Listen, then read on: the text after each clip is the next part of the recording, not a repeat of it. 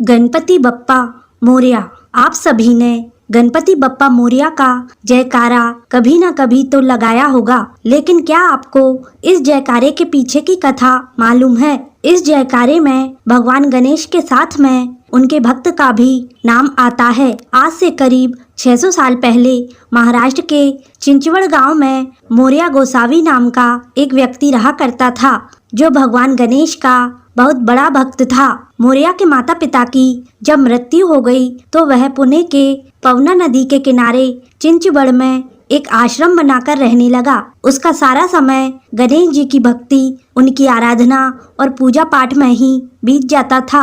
आसान भाषा में कहें तो भगवान गजानन की भक्ति के आगे मोरया को किसी बात की सुध नहीं रहती थी।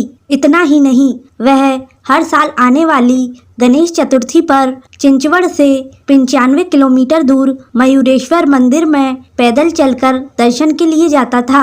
यह सिलसिला लगभग 117 साल तक यूं ही चलता रहा, लेकिन बीती उम्र के साथ मोरया का शरीर साथ छोड़ने लगा था। बुढ़ापे के कारण उसका इतनी दूर जाना मुश्किल हो गया था। एक दिन मोरया सो रहा था, तभी उसके सपने में गणेश जी आए और उससे बोले कि अब तुम्हें मुझसे मिलने के लिए इतनी दूर आने की जरूरत नहीं है। कल स्नान के बाद मैं खुद तुम्हारे पास आ जाऊंगा। और ठीक ऐसा ही हुआ। दरअसल अगले दिन मोरया जैसे ही कुंड से स्नान करके बाहर आया, उसने देखा उसके सामने गणेश जी की ठीक वैसी ही प्रतिमा है जो उसने सपने में देखी थी। इसके बाद मोरया ने तुरंत चिंचवड़ में ही उनकी मूर्ति की स्थापना कराई और कुछ ही समय में भक्त और भगवान की जोड़ी ने दूर दूर तक प्रसिद्धि हासिल कर ली, जिसके चलते मंदिर का नाम रखा गया मोरया गोसावी मंदिर। जैसे जैसे लोगों ने इस अद्भुत भक्ति के बारे में जाना, वैसे वैसे उन्होंने भक्त और भगवान दोनों के नाम के जयकारे